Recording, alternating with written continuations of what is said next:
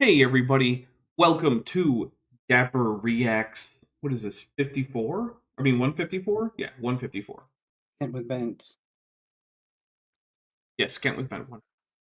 In fact, Yeah. it is second Christmas right now, so Merry Christmas, Bent. Merry Christmas, Dapper. Alright, so for those of you who don't know, there are in fact a group of Christians out there who use the older Julian calendar, and for them, it is now Christmas. So, Merry Christmas to all of those of you who are celebrating Christmas on the old calendar. That includes a lot of Christians in Slavic countries, Belarus, Russia, Ukraine, that kind of thing. So, it is probably the biggest group. I believe there's also, I'm not positive about the Oriental Orthodox. I believe they also use the older calendar. So, I think it's Christmas for like the Copts and for most Ethiopian Christians. So, that is why we are still using the Christmas themed set here, because it is still Christmas somewhere in the world. Actually, I mean, it's all over the place, right? Like, you can find people using that old calendar all over the place, just in various numbers. So, before we get into things, we do have a few things to read out here. DM Carl Ipsum Wing for $2 says, "Who's Clive with a Godzilla?" And we'll take a drink for that Godzilla. You are misunderstanding. That is, in fact, the number 154 in Roman numerals. Max Cherry for $50 sends a super sticker, which is a kaiju-sized pear jumping around waving yellow flags. So thank you very much. That is extremely generous. I really do appreciate it. Ray Gatubella for $2 says, "Second Christmas, aka Puerto Rican Christmas." Hey, I've never heard of Puerto Ricans celebrating old calendar Christmas, but if that's what Puerto Ricans want to do, then more power to them. Russian Lipstick Equus Keller for $4.99 says, "For the tasteless graduation quote joke I was going to make. Thank you." All right, so there are a few things. One is we're going to give a doggy health update. So you guys, I have made it public that Carmen had some samples taken to be tested for cancer, and those were inconclusive. So then the question was, do we do a biopsy? And ultimately the answer is no, and for a few reasons. One is the biopsy is probably going to be like $800 to $1,000 or something. Yeah, At a minimum, yeah. right. So on that, that's a lot. And second, whether it's positive or negative, there's not much we can do about it, because if it is cancer, then it's going to be an extremely aggressive form of cancer that we can't really effectively treat. So we would be putting her down when she was obviously, at too low of a quality of life. But that's what would happen anyway.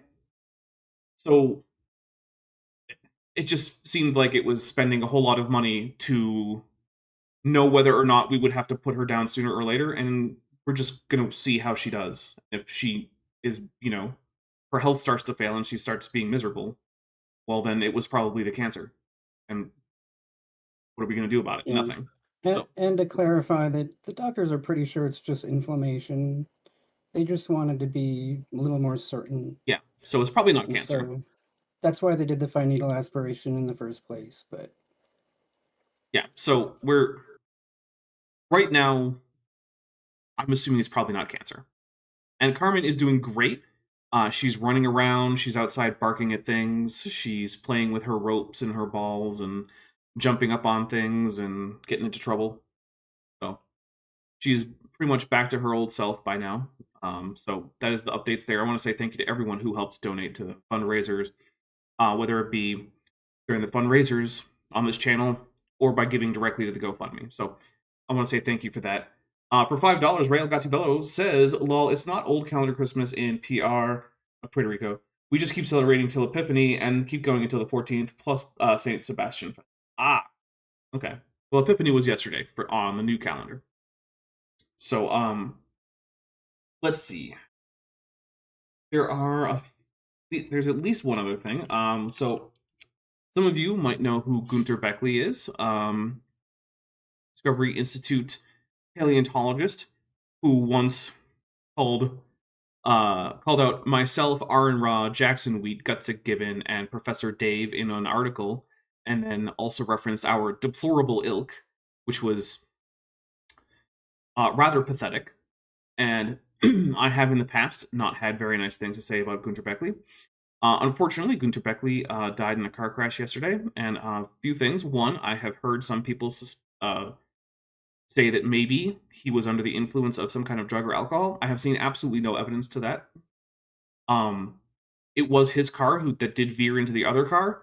However, there are a huge number of reasons why that could have happened. He could have had a heart attack or a stroke or something, and so until something comes out otherwise, I am absolutely not going to tolerate people just making up reasons as to why that happened. So, hey, moderators, if I don't expect it, but if anyone decides to say that they think that, Gunter Bechly was high as a kite or drunk or something, that's bannable. Just get rid of people if they do that. On the other hand, I also have some things coming up in which I do not speak very highly of Mr. Bechly. I suppose technically it is Dr. Bechly. And I do not plan to retract that. I offer my condolences to his wife and his two sons. But yeah, I'm a big fan of Speak Truthfully of the Dead, and let's be honest. Gunter Bechly was a pseudoscientist charlatan who spent a large section of his adult life propping up theocratic neo-fascist ideas. And I'm not mourning his death. I'm not celebrating it, but it happened, and it would probably come up somewhere on the channel if I didn't talk about it, because someone would leave a comment somewhere. So there it is. That did happen yesterday. If you want... Oh! Vote for Godzilla. If you want more information about that, you'll just have to check the Austrian news, because that's where it happened. And it made the news in Austria. So that's all I got for you. If you don't read German or Austrian, I used machine translation because I don't read Austrian very well. And yeah. Okay, moving on. Vince O'Connor said, "Sad Vince is sad. It's the 7th day of Christmas, but I was not gifted with 7 swans of swimming." How do you figure today is the 7th day of Christmas? I'm very confused about how today is the 7th day of Christmas. But hey, maybe you're on the middle calendar. Maybe that's how that works. There's the new calendar, the old calendar, and then Vince O'Connor is on the middle calendar.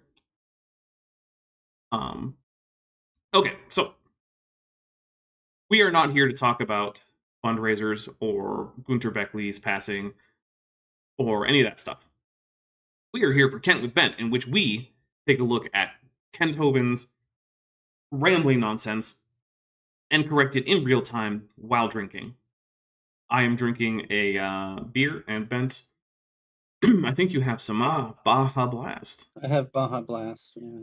Very nice. It's very good. So that comes with some drinking rules. Now, we've already seen people we've already seen a couple of the drink triggers come in. One of them being, you heard Godzilla. Mothra can also come in audibly. When that happens, we'll take a drink. We'll also take a drink, like you saw, when anyone uses any of the kaiju emojis in chat. So that includes Mothra, Godzilla, and King Ghidorah. We will also take a drink anytime Kent says something that's just so stupid, we have to cool our brains off, We need brain coolant. We will also take a drink anytime Kent Hovind says something that is actually factually true, tells a joke that doesn't land, or tells a story that didn't happen. Now, with the factually true thing, it actually has to be, not just him reading off of a slide that is itself quoting someone. He actually has to have that information in his head, and it then proceeds from his vocal apparatus. Right-handed Sid Smith. What dressings do you have to go with Kent's word salad? I'm going to just use a raspberry vinaigrette, I think, on this one. What do you think, Ben? What are you using? I'm sticking with ranch. Okay. Yeah. Forget having a healthy salad. Yeah. Just pour a bunch of fat on it. I don't use that much ranch. Roshan is using just straight up mayonnaise. Okay. Right. Drink count. Drink rules. So we'll also take a drink if Kent mentions that political party from Germany that was really popular in like the 1930s and 40s. Ray Legatubello, after I have just said that I'm really, really bad at German, for $2 says, Antworten in Genesis ist eine Schwanzensatz, which I'm pretty sure is AIG is a bag of dicks, so we will take a drink for that. Thank you very much. So we will also take a drink if Kent Hovind cites a source, and that source, rather than just not supporting him, actively contradicts him. We'll take a drink for that. If we check the source, we don't always check his sources because a lot of times his sources are just like, "Here's the phone number of some guy you can call." It's like, no.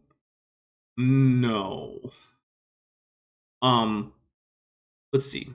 We'll also take a drink if you guys say AIG is a bag of dicks in the super chats or membership milestone chats, which Rail Got to Bello just did.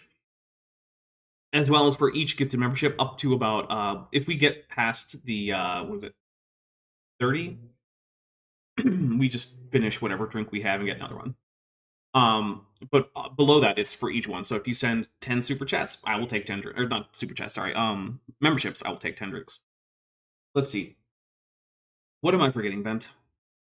Oh, predictions. If Bent or I can get an accurate prediction on what Kent's going to say next, take a drink. And that's where it's not blindingly obvious. And then also, if I am if I have a Dapper as a professional moment where I say forget to unmute someone, whether me or Bent, or I open up the wrong scene or something like that, that is a Dapper as a professional. Now, if it's just technical difficulties that come from like YouTube going out, or a program crashing, or the internet cutting out at the house, or a tornado or something, that's not Dapper as a professional. It has to be under my control and I screw it up. Employee says, can we take a drink for hashtag screw cancer? I am, but I thought everyone should. You know what? Yeah, sure. Screw cancer. Cancer sucks. Take a drink for that. All right. What have I missed, Bent? Ad hominid. Oh, yes, ad hominid.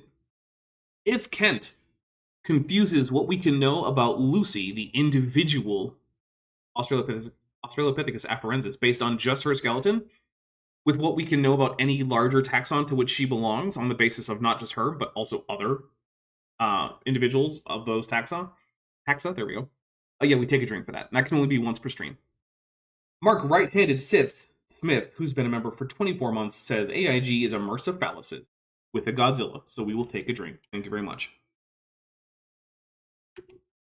Jillian Rock Candy Mammoth Wren says, wait, Dapper Dinosaur, you didn't clear a removal of all tornadoes with Maddie? I did for this stream, but just, you never know. She might not be able to have access to the tornado controller for the next stream, so just in case. And yeah, as Lieutenant Fitzabray says, a tornado is obviously not Dapper Dinosaur's fault, it's Maddie's fault. Exactly. All weather-related complaints should be directed at Maddie from Science Side Up. Alright, so Kent is trying to convince us that there are pagan influences in other versions of Christianity about like Jesus being a sun god.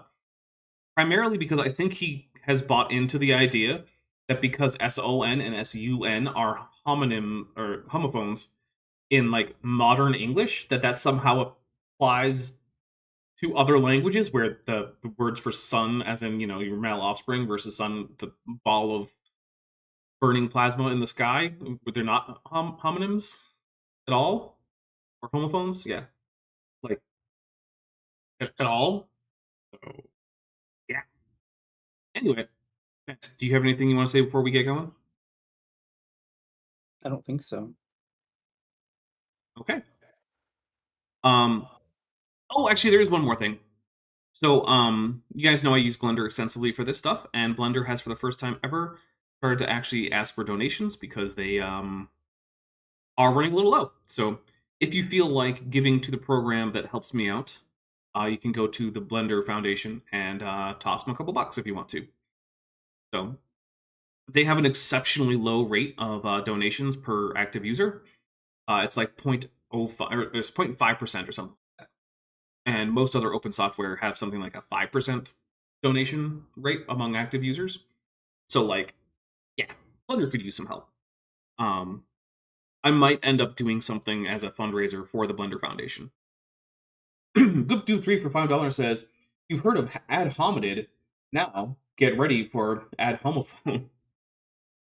Yep. That's actually surprisingly accurate, I think. I think that is exactly what's about to happen. All right.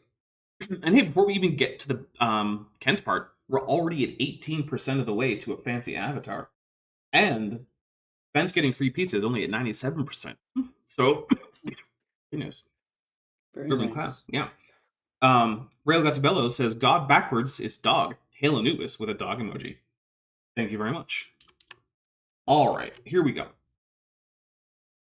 You travel all over Mexico, you see these suns every place. The plates are made like suns. The clocks have like suns, you know. If you look at a lot of the Catholic statues, you'll see Mary holding baby Jesus, and there's a sun coming up, the rebirth of the sun god. Okay, so, no. What Kent is looking at there is more of a full body halo, and it doesn't represent the light of the sun. It literally represents the power of the Holy Spirit in the form of the light of God. Because you know how the Bible at various points says that God is light? Yeah, that's the light of God being symbolically represented with light, rays of light coming from Mary. Why do they put it behind her? So that you can actually see her, because if they put it in front, where would you put Mary? How would you even know that's what the picture was of? Which is the same thing that halos are. Halos aren't supposed to represent, like, the idea that Christians think that, like, saints actually had, like, physical discs behind their heads. It's to represent the light of God that is working through this person as they are being, a holy person who is helping people with their religious life or assisting the poor or healing the sick or whatever they're famous for. So, no, it has not really anything to do with the sun. Now, it is true that the tradition of halos does extend from earlier pagan Greco-Roman art, in which gods were depicted with radiance in the form of halos behind their heads. But then, it still wasn't about the sun, because many gods could be represented this way, not just sun gods. So sure, you could put the halo behind Apollo, but you could also put it behind Zeus, or whomever else. Fearmonger, Master of Science, who's been a member for 26 months, says, in Swedish, it's sun versus sol. Close enough. Yeah, is it? I mean, it's not close enough to make the weird conspiracy work. So, yeah, no, what you're seeing is not the sun rising behind Mary. Now, sometimes, in addition to things like halos, in certain scenes, like a lot of depictions of the crucifixion, you will see the sun and the moon in the image.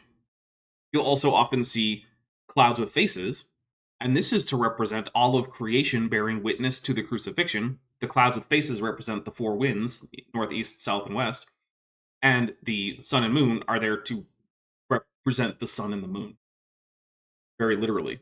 But they're actually representing the celestial bodies and the wind directions, and it's supposed to represent the idea that all of creation is affected by the crucifixion and resurrection. Not that they're worshipping the sun or the moon or the wind. Which is weird, because no one ever says that, like, oh, this is evidence of wind worship. And I don't know why not. Roshan Lipstick Equus Keller for 199 says, Bent has a neck halo. Yes, Bent is wearing a tutu, because... I'll drink to that. Mm-hmm. And next Kent with Bent, I am going to be wearing the tutu, because you guys got us, Bent wears a tutu, and Dapper wears a tutu on 2 different streams. So, we're going to go in that order. Bent, then me. Average Catholic doesn't have a clue what they're in, but when they find out most of their symbols are satanic and pagan, they say, wow, I didn't know that, you know.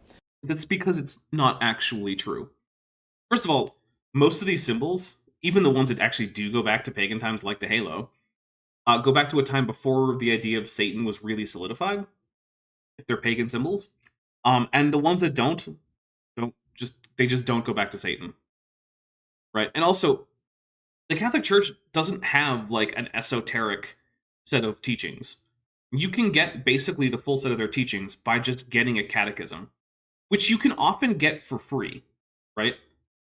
Like, if you walk into a Catholic church and you ask the priest there, hey, I'm interested in learning more about Catholicism, could I get a copy of the catechism? there's a pretty good chance he's just going to hand you one. I got a free catechism when I was in the Navy. You know how? I asked a Catholic chaplain. Like, hey, you got any copies of the catechism? He was like, yeah, hold on. And he went into his office and he just grabbed one and handed it to me. And then I said, thanks, and I left. And that was the whole, conversation. Nice. Yeah. Basically the same way I got my Book of Mormon and my combined Pearl of Great Price and Doctrine and Covenants. They just had some in the chapel on the ship. And I was like, hey, are these for taking? And one of the other chaplains was like, yes. I was like, all right, I'm going to take one of each then. And then the chaplain was like, okay, that's what they're for. Religions often give away free copies of their texts. And the honest, intelligent ones will say, well, I better investigate this. Others will just get mad at me for even saying so, you know. I would get mad at you, Kent, because you're just lying to people. And here's the thing, right? I'm not a Catholic. I have a lot of problems with the Catholic Church, both in terms of some of its what I think of as dangerous and damaging doctrines, as well as some of its actions which don't even meet its own ideals, but that still seem to keep happening. So, I'm not here to protect or defend the Catholic Church. But I am going to be honest about the Catholic Church. That's the big difference, right? If you want to hear bad things about the Catholic Church, you can just go look at things like all the times that they've just shuffled abusive priests around from one parish to the other, rather than doing any kind of discipline, or even reporting them to the authorities. There's a criticism. How about the fact that a huge amount of the various art and statuary that are in various prominent Catholic churches in Europe are known to be stolen, and we know exactly where they were stolen from and whom they were stolen from. Why don't they give any of that back? See, there's a lot of really good reasons to criticize the Catholic Church. That their halos sometimes look like suns isn't one of them. Roshan, a lipstick to Equus Keller for $4.99 says, lest y'all not forget, Kent thinks the church TM started and actively spread Islam. Yeah, that's true. Kent does in fact believe that Islam is a Jesuit conspiracy somehow, even though the Society of Christ wasn't founded until after Islam. Which, I mean, time travel Jesuits, it's crazy stuff right there. But even when they see him holding the wafer, you know, that they think turns to the body of Christ, it'll have the little rays coming off representing the sun. No, again, first of all, they don't always have the rays. In fact, usually the rays that are associated with the host is in a monstrance, which is a object that you put the host into after it's consecrated and leave on the altar for adoration. And that will have rays coming out. But hey, Bent, remember what the rays represented when it was with Mary? The Holy Spirit. Right, and the light of God. Would you like to guess what the rays on either a host or a monstrance represent in this case? The same thing? Exactly, yeah, the light of God. It's the exact same thing. That's crazy. I know. Alex Markle says, wait, the Catholic Church is basically the British Museum of Religions? Yeah, basically. It's not too far off. Yeah. It's the worship of the sun god, the pagan religion. I'm just taking a drink. This is too painful. Plus, if a Catholic goes in for Eucharistic adoration, right? Let's just pretend I'm a Catholic. I'm going to the chapel for Eucharistic adoration. In fact, when I was growing up, or with me and my adopted human parents, there was a Catholic church 1 block away. And one of the side chapels was always unlocked and available specifically for Eucharistic adoration, so that anyone at any time could go in and pray and adore the consecrated host in a monstrance. Okay, so let's say I'm a Catholic. I'm going to go in and do that. And what I am doing is I am praying in what I think of as the presence of the actual body of Christ. And I am praying to God about whatever it is I want to do, whether it's some kind of worship thing or I have some kind of, supplication to make, whatever. What about the alleged presence of a pagan symbol changes what I'm doing from worshiping Jesus to worshiping something else, right? Think about it if you were at home and you're a Christian and you're praying at home. if someone like sneaks in, like, I don't know, a statue of Osiris into the room you're praying in, does that mean that you're now praying to Osiris? I don't think so. I don't think most Christians would think so. I don't know, Bent, you're a Christian. If I wouldn't think so. yeah, if you were praying and I No. snuck an idol into your room, would that change who you were praying to? No, it wouldn't. Yeah. That would be weird. Yeah. So I don't know what Kent is imagining this is supposed to do. Like, I honestly do not know what his logic is supposed to be here. Okay, that's another whole long rabbit trail. I don't want to chase too far. So, Kent, this is your series where you're supposed to chase all the rabbit trails. That's why we're doing this one. these temples, though, today, do not line up with the sun. I mean, Christian churches traditionally line up with the sunrise because traditionally they face east, so that the altar is the easternmost end of the church. Although I feel like most churches are no longer built that way. I don't know. But like, that's lining up with the sun in some way. Roshan Lipstick Equiskeller for $4.99 says, "Isn't one of El Yahweh's subsumed identities a sun god?" Well, so Yahweh seems to have come into the Northwest Semitic pantheon as a storm deity. But by the time that he is basically identified with Elyon, the high god, he's basically assumed all aspects of divinity and just taken on sun god, rain god, storm god, fertility god, all of them. I'm not aware of any particular association with the sun for Yahweh historically. And I mean, Kent wouldn't say that God isn't the god of the sun, right? He would just say that he's not particularly a solar deity. But then again, I am also not an expert on, like ancient Canaanite religion. So,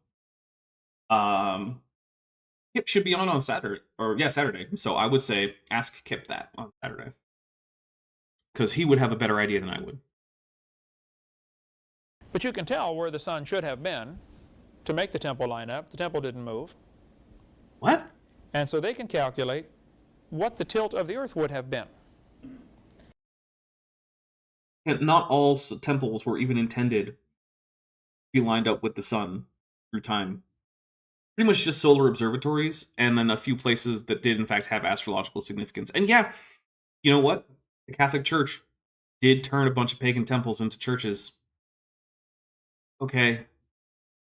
Fearmonger, Master of Science for $5 says, "Does it shock you that Kent is mansplaining people's own positions to them?" No.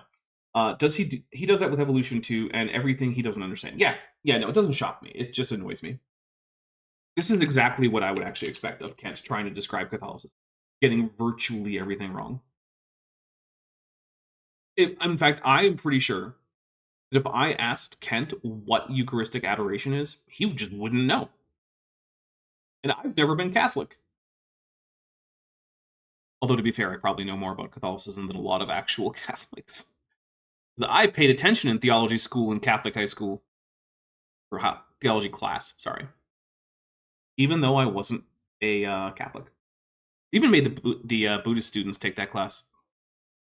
And we had a lot of Buddhist students, and they were like, "No, you still have to take the theology class, and you still have to pass it. You don't have to become a Catholic. You don't have to convert. In fact, you're not allowed to take communion when we go to Mass. But you still have to pass that class." Based on that temple, and when they say, well, the earth is tilted over 23.5 degrees. It must have been tilted only 5 degrees when this temple was built. Yikes. Nope. I'll take a drink for that. Ken, the differences in solar alignments for things like equinoxes and solstices are about the precession of the equinoxes, which is not the same as the variation in the Earth's axial tilt. It's a change in the direction in which the tilt is pointing. Basically, the poles, over the course of like 29,000 years or so, rotate around. Now, geographically, they remain basically fixed over that time period. But basically, which point on the sky they're pointing to changes over the course of about 29,000 years, but it stays relatively steady in terms of the actual degree of tilt. So there are no ruins from a time when Earth's axial tilt was significantly different. That's not how it works. Rail got $2 for $5 says, if the Catholics worship a sun god and they started Islam, where did the Muslims get the idea to worship a moon god? Because that's what Kent believes. Maybe they were just doing like fun opposite day. That's all I got. I mean, it doesn't make any sense at all. So like, all I have is just joking responses. Because, I mean, the Catholic Church very obviously didn't create Islam. For one thing, if the Catholic Church had invented Islam, then I would expect the Quran to get who's in the Trinity right. Because the Quran seems to think that Christians worship God, Jesus, and Mary. Now, Bent, I know that you're not like a theologian or anything, but is that what you normally think of in terms of like the Godhead that Christians worship? No, it's partially correct. In that Jesus is in there? In that Jesus is in there, yes. Yeah. Also, this is less relevant, but I also think that I've never heard of a Catholic pretending that Jewish people think that Ezra was the son of God in the way that Christians think that Jesus was.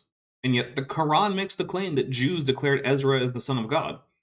And every time I've ever mentioned that to a Jew, they've just said, what? When? Where? Who did that? I was like, I don't know. It's just in the Quran.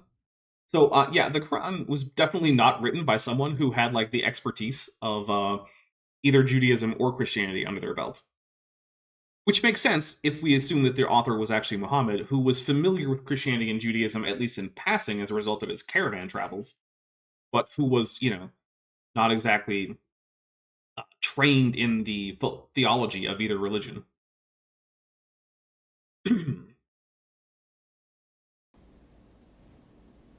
So George Dodwell spent years and years and years, he's a famous Australian astronomer, he gathered data of how much was the Earth tilted when that temple was built? Nope.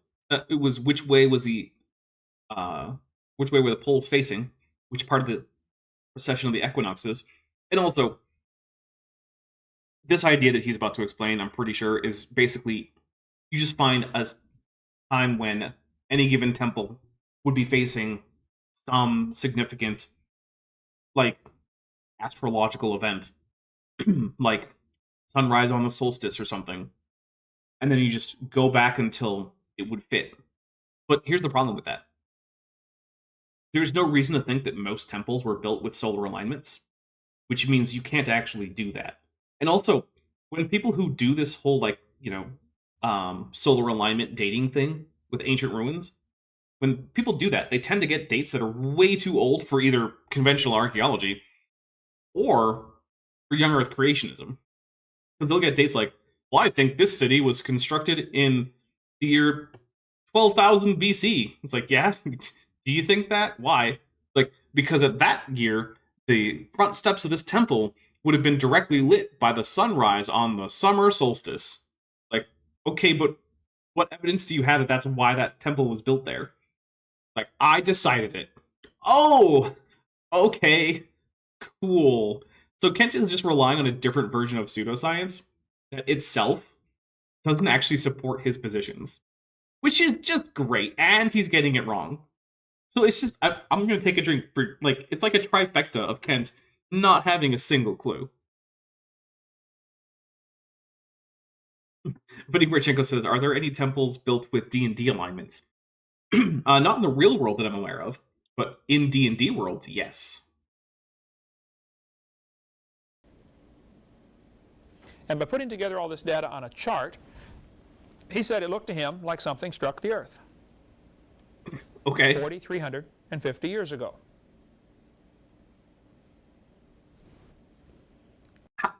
Why? Okay, so a big enough impact could change Earth's axial tilt, right? But that's going to happen on the time frame of, like, days, not millennia. And Earth isn't just going to reset to 23.3 or something. It's just going to persist at the new axial tilt for thousands of years. So, if this is true, which it's not, then what he would have had to do is find temples from before 43,000 years ago, or sorry, 4,300 years ago, and from after, and notice a significant rapid shift in axial tilt between those two time periods, and then somehow also account for the fact that there's no particular break in the archaeological record. And that's not what we see at all. It's just not. Which is what time our Bible says we had a flood. Well, it's what time people like James Ussher have calculated. The Bible doesn't actually give a date for the flood, except by dating it according to the life of Noah, who himself doesn't really have a date attached. And there's good reason to think that the genealogies were not intended to be literal ages, because they were following conventions of ancient Near East genealogies that no one took as, like, super literal. Like, not too many people, I don't think, were thinking that there were actually ancient Sumerian kings who ruled for 10,000 years. Because, you know, people can remember how long kings last, and they know it's not that long. Okay, we'll take a little break. We'll get into more of that when we get back. Okay. I wonder how long... Today, oh, there it is. The Earth is tilted over. I wonder how long it'll just be a black screen. Hey, Kent's editor. You don't have to actually leave in a bunch of black frames, right? You can cut to black and then immediately start your fade in. I don't know, just a pro tip. Like maybe one black frame is enough, not like 20 or 30. Just a tip from one guy to another who does video editing occasionally. 23.5 degrees from the line perpendicular to the sun. Yes, that's true. We'll take a drink. As it travels around, we're always tilted 23.5 degrees, and that's what causes our seasons. And that's what causes that's right. what is We'll take another called the drink. solstice shadow. In the summer, the sun is higher in the sky than it is in the winter. We're not going to continue to drink for every correct thing he says about astronomy, but yeah, he is getting this right. Roshan, a lipstick to Equus Color for $4.99 says, huge earthquakes also change the Earth's axial tilt and the recession rate of the moon. This is true. Although I've never heard of one that would change it from 5 degrees to 23 and some change degrees. That seems like the kind of event that would, I don't know, obliterate the crust of the Earth. Like, I don't think there's going to be any coming back from that. Vigor and Vagabond of Variant Vista says, are you really complaining about not having to look at Kent's ugly mug? I don't know. I'm just thinking about people who want to watch this unironically, and like what good practice would be if you were, say, editing this. Like if Kent hired me as an editor, right? And I decided that because he's paying me good money, I'm going to do a good job and edit it the way that people who like Kent would want to watch Kent. I would not make some of these choices the editor has made. I would make very different choices. And hey, Kent, for the right price, I will edit your videos, and I will not do it with any kind of malice. Of course, because it's you, it would be a very high price. So, probably can't afford me, Kent. Because you would get the enemy's anti-discount.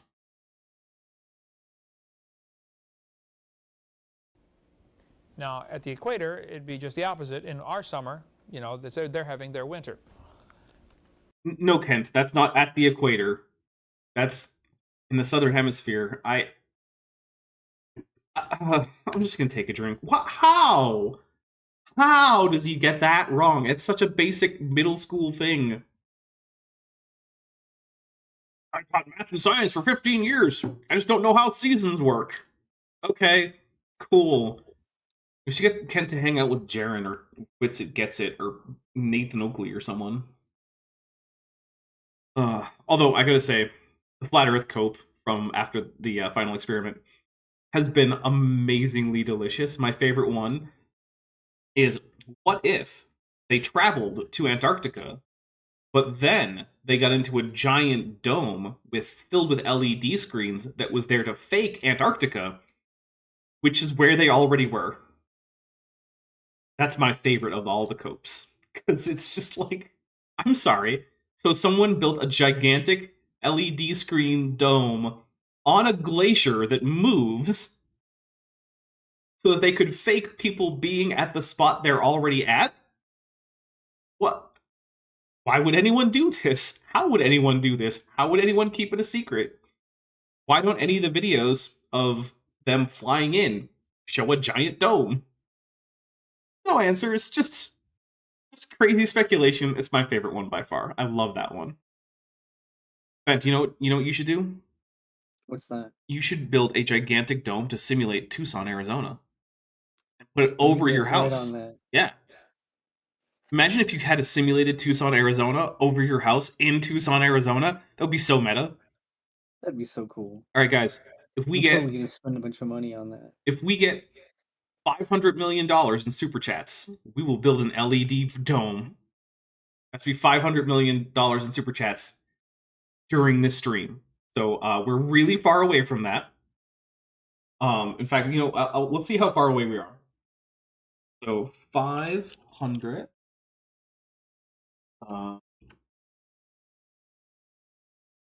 There we go. We're 0% of the way there after I changed the donation to 500, the goal to 500 million. Oh, Good job, everyone. I'll change it back. Okay, got a few things. Rail Gatubello says, Juggalos have a better grasp on magnetism than Kent has on climatology. Accurate. Sean, for $10, says, charge $1,000 per untrue fact he wants left in the video to edit. You'll be retired after 2 videos with an attempt at a Godzilla, which we'll take a drink for. Yeah, that would... Oh, goodness. If I actually did that and he agreed to pay that, I'm pretty sure he would owe me millions of dollars. Because there's got to be hundreds of mistakes in every single one of these videos, possibly into the thousands. So, because I mean, it's rare that Kent has a sentence that goes by that does not make more than one mistake. I could retire. I'd pay off your house, Bent. well, thanks. I appreciate it. Yeah. 23 for $5 says, I think there's a movie about how unsustainable a Truman Show level of deception is. It's called The Truman Show. Yeah, and the thing is, you couldn't even do the Truman Show level of deception because, like, you have to get all of the participants to the location. They didn't grow up in Antarctica, right? Because remember, in the Truman Show, the reason it worked is because the Truman Show started with, like, a camera watching Truman grow as a fetus inside of his mom's womb. And he was born inside the show. So, yeah. Which, by the way, that's gotta be super really. But I guess that's not really important because it's not what they're thinking about. Dutch Tunicate Demonic Selection for $2 says, Para la cupola. I'm not sure what cupola means, but there's a Godzilla, so I'm going to take a drink. Look, my Spanish is not fluent. It is at best okay-ish, which I consider to be pretty good for someone who has never formally studied Spanish. So, take that, language learning courses. Although it still confuses me anytime I meet, like, an American who doesn't know any Spanish. And it's like, how have you managed to survive this long without picking up at least a little bit of Spanish beyond, like, hola? And, like, adios. Like, you don't know any Spanish words? Past, like, the very basic phrases of, like, hello and goodbye, and like, or please? No? I just don't get it. Oh, dome! It's dome. Okay, that makes sense. Alright. Mark Right-Handed Sith Smith for $2 says, that's basically $1,000 per word. Most of the time it wouldn't be quite that good, but sometimes it can be. Kent can... He can screw up a lot of stuff in a very short amount. And Dodwell said, the recorded tilt of the Earth, based on the temples that he studied and the evidence of what the Earth was tilted at the time the record was made, says that it made a wavy line of a graph that was the match of a wavy line a spinning top makes when struck by an object. It appeared to him that something struck the Earth 4,350 years ago. Okay. So just by looking at the graph that he made of how much was the Earth tilted and when was the observation recorded, something struck the Earth. Okay, but none of that's actually true. right? Like, okay. I'm not even going to ask because I know the answer. Kent has never fact-checked anything in his entire life, right? All he ever does is say, hey, does this correspond well or poorly to my understanding of the history that I glean from the Bible, not based on just a sober reading of just the Bible, but based on his theological tradition that he inherited from creationists who came before him. Because let's remember, if you're just going to take the Bible at its word, you can't get young Earth creationism for one very important reason. There is no single coherent narrative at the beginning of Genesis. There are multiple contradictory narratives throughout Genesis, which means that in order to glean a coherent narrative, you have to impose your own ideas on the text, which is something Kent does. Now, they're not his ideas in the sense that he came up with them, but Kent imposes interpretive frameworks on an inherently contradictory text in order to come out with a non-contradictory story of the world, although he often fails because a lot of what he says is contradictory. So Kent is not so much a biblical literalist as he is just a cult leader who uses the Bible as his excuse for why he, in fact, should be allowed to do what he does and teach what he teaches. It's not based on any particular love for the Bible, any concern for what it says. If Kent actually loved the Bible and was concerned with what it actually said, based on what, as best we can tell, the original authors meant, he wouldn't be doing this. He would be studying Hebrew and Greek and Aramaic and pre-Yiddish, I suppose. But how much Hebrew do you think Kent knows? None. Yeah, I don't think that Kent could recognize a single Hebrew word. Now, don't get me wrong. My Hebrew vocabulary is barely existent. But it's not zero.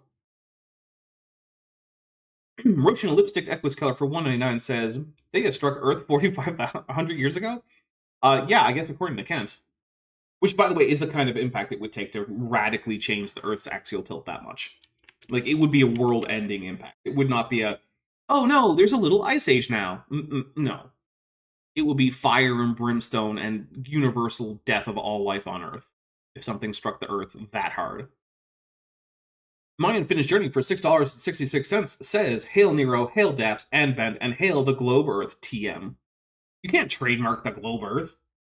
It's like when that basketball player tried to copyright Taco Tuesday, or when Games Workshop tried to copyright Pauldron, and they were told no, both of them. You can't just copyright common phrases and single nouns. You just can't. That was back before Games Workshop realized that they couldn't copyright most of their terms, which is why now they don't have a dwarf army, they have a Dwarden army. And why they don't have Eldar, they have Eldari, spelled in a stupid manner. And why, oh, nope, that's not an Orc army, that's an Uruk army. Okay, cool, thanks guys. Zerolon, who's been a member for 14 months, says, more Dapper versus the Stupids for the interwebs. Thank you very much. Well, hey, as you guys know, this is a primarily, watcher-funded show. So your super chats and memberships and all that, those all go to more Dapper versus the Stupids. Because I'm going to keep doing this as long as I can afford to. And that means as long as it keeps paying the bills. 4,350 years ago, according to Dodwell. Well, that's about the time of the flood. Okay, so we're going to put 2 and 2 and 2 and 2 and 2 and 2 and 2 together here and end up with 16 or 20, whatever it comes out to be. But I'm going to I don't know, I didn't count. give you all the evidence first to support, and then so my theory will hopefully make sense. I'm going to take a preemptive drink for Kent's going to give us evidence, so hopefully his theory makes sense. When we all already know how that's going to go. First, none of his evidence is going to be valid, and second, even if it were, it won't make any sense anyway. I'm pretty sure this is going to be where Kent shows us that he does not understand the first law of thermodynamics. Because the topic of this show that he's doing, right, is the Ice Age. And he's talking about a cometary impact right now. And Bent. Do cometary impacts add or remove energy from Earth? They add energy. Okay, and if energy is added, does that make Earth hotter or colder? I would imagine it would make it hotter and Okay. not colder. Kent, you officially know more about thermodynamics than Kent does, so... Yay! Yay! My unfinished sock for $2 says, don't fake Bible knowledge, like and share instead. Yes. Also, I have to say, I'm noticing that we have 85 concurrent viewers, but only 43 likes. Help me out. Let's get a few more likes in here. It's not quite bad enough to be Bilbo'd, but it's not far either. Okay. This tilt of the Earth is what causes our seasons. Mm-hmm. The first mention of cold weather. Now, seasons are mentioned in Genesis chapter 1, I think. Okay. But it's not necessarily referring to seasons as in summer, winter, spring, fall, though it may be. The Bible simply doesn't say. I mean, if it doesn't say, and that's the basic assumption of what seasons are by, like, the people who the book was written to, then it's a pretty good assumption that that's what that means. So, yeah, I'm going to say that unless you have extremely compelling evidence otherwise, that's exactly what that means. Rail got $2 for $2 says, Ice Age, I don't think Kent's seen the movies. I don't know. I know that, I know some creationists have seen those movies because they like to complain about the talking animals. Because apparently creationists just hate fun. It's a weird, really weird. Yeah, it's really weird. They're like, oh, they're trying to portray the animals as being like humans, so that actually lowers humans to the animal level. So that really, movies like Ice Age are trying to erase the belief in the image of God. It's like, wow, that sure is a train of thought there that you had. Yeah, I'm sure all those movie makers were thinking, a talking mammoth will help people get rid of their silly belief in God. That's why I'm making this movie. Yeah, I'm sure that was everyone's thought. I think it's referring more to the length of the year, a yearly cycle. Yeah, Kent, that's what seasons are. What? Taking a drink. What are you even trying to say, Kent? Jeez. 1 year is one trip around the sun. Mm-hmm. I mean, not according to the Bible, because remember, Genesis assumes a flat Earth. There's no idea anywhere in Genesis that the sun is anything other than a light in the firmament, which is a solid dome, which we know from numerous reasons, not just the etymology of Arakia. So, like, nothing in the Bible talks about this Earth going around the sun. The first mention of cold weather, however, is right here in Genesis chapter 8. Now, this is after the flood. While the earth remaineth, seed time and harvest, and cold and heat, and summer and winter shall not cease. Many people think, and I guess I would have to be in that category, that probably there weren't any cold winters before the flood came. Okay, but you have literally no evidence for that. If the earth... Stephen C. Clinner for $5 says, talking animals, lol, except for the talking snake or Balaam's ass, of course. Yes, those are the exceptions to the rules that apparently talking animals are unchristian. Those two animals get to talk, but that's it. Rail got $2 for $2 says, Real, I paid my taxes a year ago, energy here. Except that Kent, he went like, what was it, like 24 years or some craziness without ever filing a tax return. He was like, see, I think I've got the IRS beat. I'm like, yep, sure. Whoops. Right before you spend 9 years in prison, Kent. Womp womp. Yeah.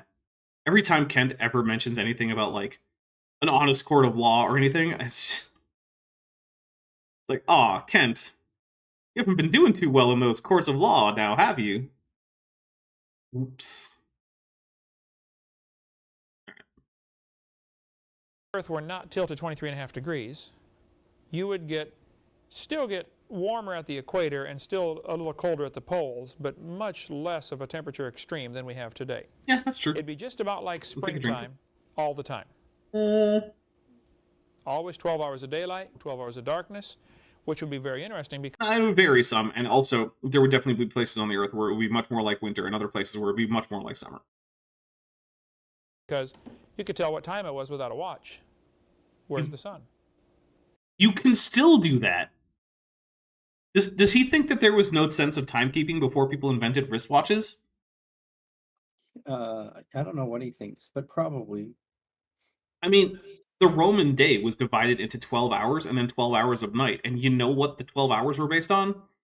Where the sun was. That's why they didn't have the same amount, they didn't last the same amount of time every day. But, like, people still knew what time it was. They had different timekeeping ideas, right? But, like, I'm just taking a drink. Apparently no one knew what time it was until the invention of watches. It doesn't matter what the axial tilt is, Kent. The sun still moves. And if you have references like sunrise or sunset, or some geographical or even artificial marker that helps you tell where a cycle starts or begins or where it is, you can easily calculate what time. It's always in the exact same place. Of course, maybe you didn't care what time it was. Okay. Did Kent just say that with a lower axial tilt, the sun would always be in the same place? I didn't catch the first part of his sentence, but he did finish it with that. Yeah. Okay, so Kent also seems to imagine that if the Earth's axial tilt were low enough, then the Earth just wouldn't rotate? But then how could you define an axial... Oh, I guess it would still rotate while being tidally locked to the sun? Yeah, he doesn't understand what he's talking about No, that is... at all. Okay, hey, Kent. Low axial tilt doesn't mean the Earth doesn't rotate relative to the sun. That's just not a thing. Because that's the only way that his statement about you couldn't know what time it was would make sense. Is if he thinks that a low axial tilt means no rotation relative to the sun. So does Kent think there would be a dark side of the Earth that was just perpetually dark? I can't. He broke me. He broke your brain. Yep, he broke me. Oh. Yep. I was not expecting Kent to be this dumb about that. Okay. Roshan Lipstick Equiskeller for $1.99 says, Uranus? No, Uranus. But also, Uranus has an extremely high axial tilt, which makes it much harder to tell what time it was, I suppose, if you lived on Uranus. But no one does. Well, that we know of. Yeah, that we know of. But they could have told. Also, the magnetic field may have been stronger back then, so you could actually tell which way is north all the time. Kent, for the magnetic field to be strong enough for a human to be able to detect it physically, it would probably be strong enough to be very dangerous. But also, remember earlier, Kent just denies magnetic pole reversals, and instead he just likes to extrapolate very recent and very short-term data on the current decay of the dipole moment of the Earth's magnetic field, and extrapolate that indefinitely into the past. So none of that is accurate. So there's no good reason to think that the Earth's magnetic field was, like, hugely stronger 4,000 years ago. We'll get into that in just a minute. That's an interesting concept. Carl Baugh's got a good book called The Panorama of Creation, where he goes into what he thinks it was like before the flood and some of the neat features they would have. Yeah, Carl Baugh also has an upside-down carved human foot that he says is a real Cretaceous footprint from a real human. So, you know. He also seems to think that some random rock that someone gave him is a petrified woman's finger, on the basis of what kind of vaguely looks like a finger if you squint really hard. And he says that he knows that it's a woman's finger, specifically, because the part he identifies as the nail is flat. And according to him, when women menstruate, there's a special beneficial bacterium that flares up and flattens out their fingernails. How would that be beneficial? I don't know. But that's who he's referencing here, is Carl Baugh, who has those ideas that he's still promoting. He also thinks that if a ice sphere over the Earth that was made of metallic hydrogen, even though it's ice, so it can't be metallic hydrogen because that's, just hydrogen without oxygen, that it would block out the starlight, making the stars easier to see. Because things get easier to see when you block the light from them. With liquid metallic hydrogen water. Goodness gracious, the brain on this guy. Yeah. So, yeah, that's who Kethoven is referencing here is Karl Baugh, that guy. So, we are a little bit overdue for a quick break. I'm going to grab myself a fresh beer. In the meantime, please enjoy the trailer for the next episode of Star Trek Lexington, which should be this Friday, followed by the musical stylings of one Beethoven, which, hey, that's you. Well, that's me. All right. Captain's Log, Stardate 7075.4. While exploring an uncharted red dwarf star system in this sector, we have detected an asteroid-sized body of unusual shape and high density within the star's habitable zone. We have diverted our course to investigate. This could be a good opportunity to test out the replacement shuttle we just received. The ship's crew is having morale trouble, and fortunately for them, the survey of a red dwarf will bring them into contact with a group of aliens running a resort on a hyperdense structure about the size of a very small moon or a very large asteroid. They offer both safe and lighthearted rest and relaxation, but also darker indulgences, but only for those who consent. When some of the crew go missing, the staff refuse to believe that they could have ended up in the area of the resort with no rules, even rules against murder. What will happen to the missing crew? Find out next time on Star Trek Lexington.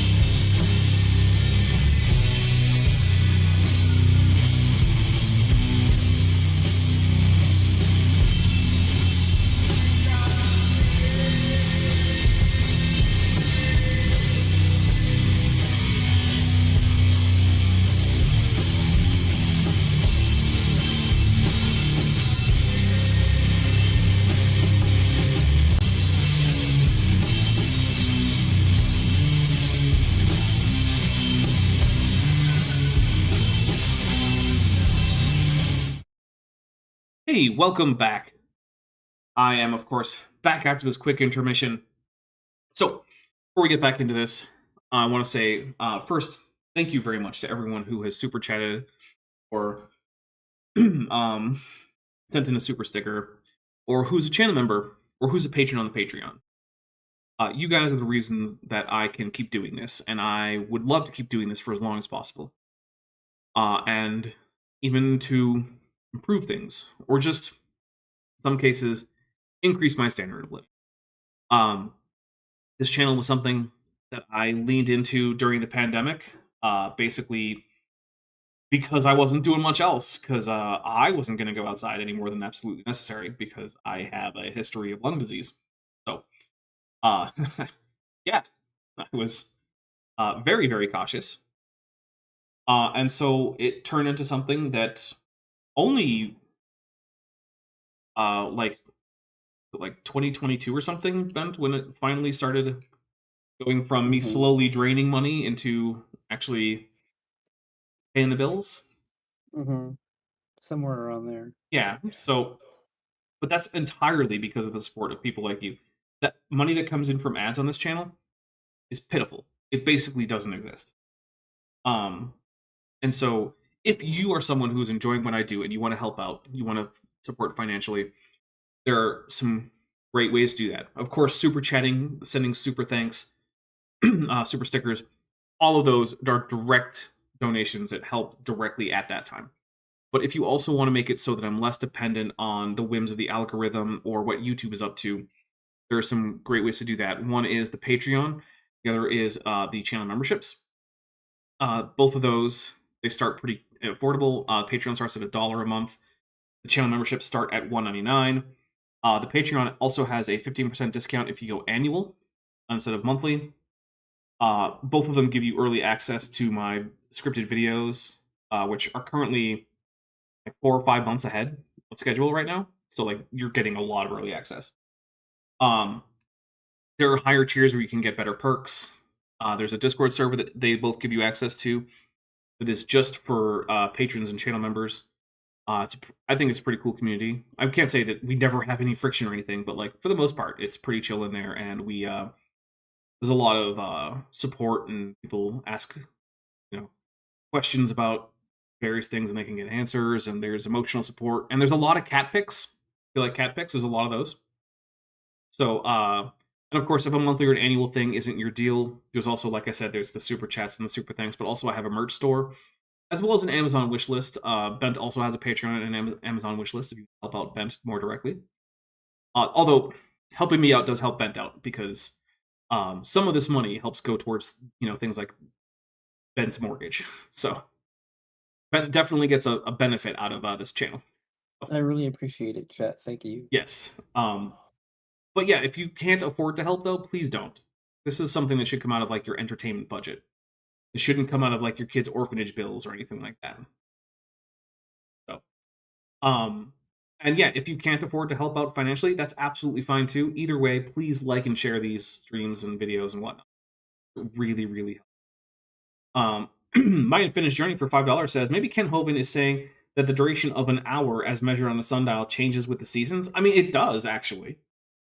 But that doesn't change whether or not you know what time it is based on solar time. So, yeah, I don't know. And hey, we're not technically on pace for free pizza for Bent, but we're not that far off of it either. We could get there. Happen. It could get there, yeah. For $9.99, Roshan Lipstick Equus Keller says, emergence of superconductivity in doped H2O ice at high pressures by Floras Levas et Fam.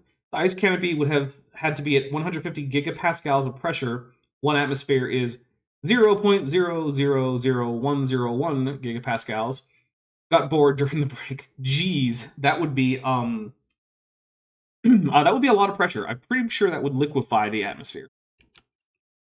Like, I'm pretty sure it wouldn't be a gaseous atmosphere. It would just be liquid nitrogen and oxygen at high temperature. That is that's a lot of pascals. Wonder how many wagers that would be. Remember, imagine 150 gigapascals wagers. Like you couldn't get sunburned with a canopy overhead. So the Earth just isn't getting UV light? Okay, cool. You always had the extra air pressure, always full of energy, stuff like that. The first mention of cold weather, though, is after the flood. I think some animals, like polar bears, for instance, seem to be more designed for colder weather. They're very uncomfortable in hot weather. Wow, did you figure that out on your own there, Kent? I mean, it's true, but like, yes, Kent, polar bears prefer cold weather. Good job. Little Kent gets a gold star. If it's always, say, 70 degrees, then it probably wouldn't matter much. They might want more like 50 degrees at the pole and 80 at the equator, some temperature difference, but nothing like the extremes we have today. Next thing to keep in mind. The moon has craters all over it. Yeah. But they're not even. Take a drink, I guess. It's been a puzzle to scientists for years. I mean, if the moon is just getting hit randomly, okay, statistics tell us the craters would be evenly distributed. Well, on the far side, they basically are, Kent. But the near side is the side where they're actually less likely to strike, Because if an asteroid gets between the Earth and the Moon, the Earth has a higher gravitational pull, so it's probably going to hit the Earth, not the Moon. Which is why the near side of the Moon doesn't have as many craters as the far side. Right? Like, this isn't exactly rocket science, even though it is space science. If you just blast the moon every once in a while, you know, the craters should be all spread out evenly, but they're not. Again, they are on the hemisphere that doesn't face Earth, though, which is the only place where you would expect that. So, I don't even know where he's going with this, but it's already off the rails. It's almost like the moon was hit in a catastrophe in a relatively short time, maybe a couple of days. Most of the craters were formed. Well, we know that's not true because we can see multiple craters on top of other craters, which, takes time. So, okay. The moon is about 1/4 the size of the Earth, so it would be about like a softball compared to this globe. 250,000 miles away. I think that works out to be 30 Earth diameters. So if this is 1 foot globe, 30 feet away would be the moon, the size of a softball. I have no idea what it is in Earth radii or diameters. I just don't care. Sure, maybe it's 30. Whatever. I'm just willing to spot him that. The moon takes about 29 days to go around the Earth. It also takes 29 days to turn, turning real slow. So the net Take a effect drink. is we never see the other side. Yep. As it goes around, it's turning at exactly the same speed, so that the same side is always facing toward the Earth. Well, there is libration, which allows us to see more than 50% of the moon. I think it's like 52% or something like that. But that's relatively minor. So it's fine for the level that I think he's trying to teach this at. Yeah, I don't think he's wrong for saying this and just ignoring libration, because again, it is very minor. But we do see more than 1/2 of the moon. Now, over hundreds of years, would that change? I don't think they've noticed it changing at all. Yeah, there's a good physical reason for that. This is called tidal locking, right? So, as one body orbits another, if the orbiting body is spinning and there are any deviations from a perfect sphere on the surface, so any ridges, craters, anything like that, that will mean that there's an uneven mass distribution on the spinning body, right? Which will mean that there will be a differential torque from gravity as it spins, which will tend to slow the spin down until the spin equals the rotational period, at which point no further torque can be applied, because the torque is only coming from the difference between this rotational period and the orbital period. That's where the torque is coming from. So once that torque reaches 0, you're tidally locked, and anything that would speed you up or slow you down, like collisions, is going to be now countered by torque trying to get you to stop spinning once again. Which means that even if you could temporarily speed up the moon by crashing an asteroid into it at the right angle, or slow it down for that matter, it's going to go back to being tidally locked. This is why basically all moons in the solar system are tidally locked to their planets. Also, a very similar phenomenon, which is why there's a 2 to 3 orbital resonance with the rotational period of Mercury and its orbital period. It's the same basic phenomenon. So, no, it's not going to change. Now, to be fair, Kent didn't say it would, but it's a little odd that he's just relying on, people actively measuring it, and he's not going to the theoretical explanation. But it also kind of makes sense, because remember, for Kent, science is just a collection of facts, right? There's no sense that Kent has some kind of idea that, theoretical frameworks and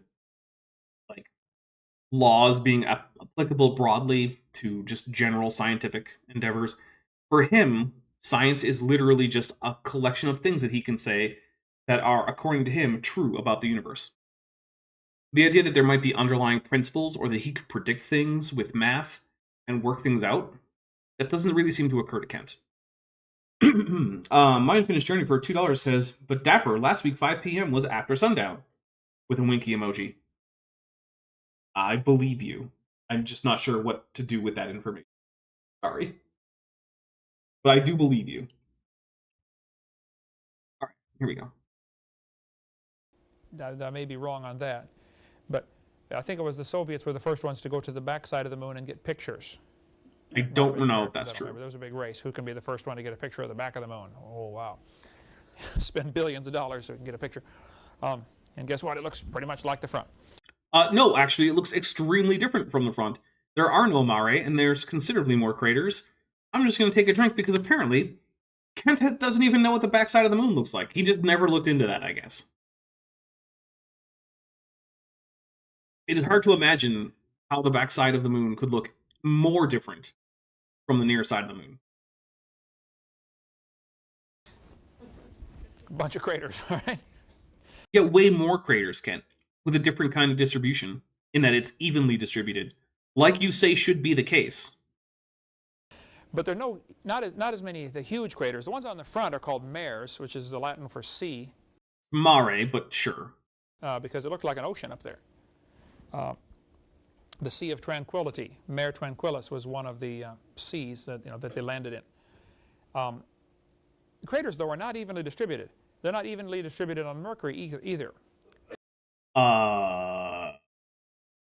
Okay, so first, we don't have detailed surface maps of all of Mercury.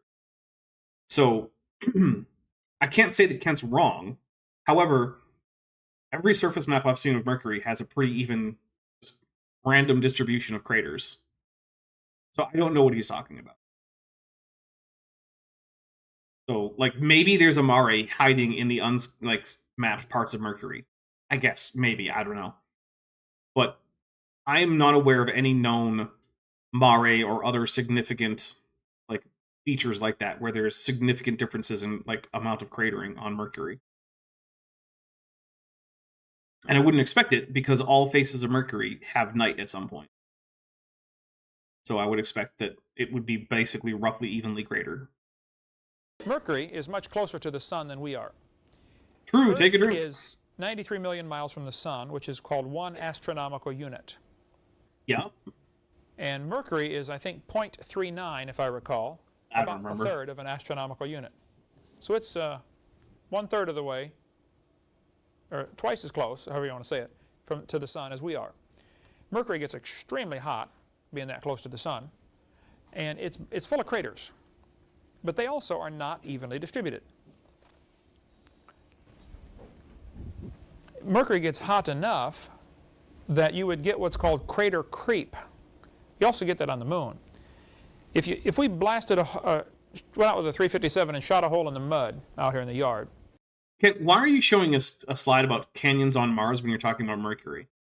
Does Kent know that Mercury and Mars aren't the same planet? That's a little advanced for him. I'm not sure if he understands that. Okay.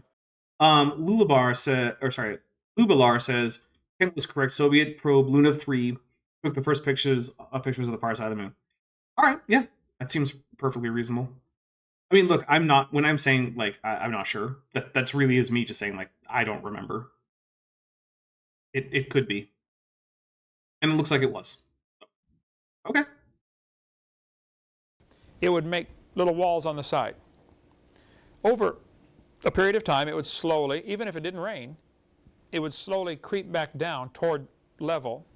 Like putting a pile of tar in your driveway, it'll slowly settle out. The sides of the craters on the moon are still real steep.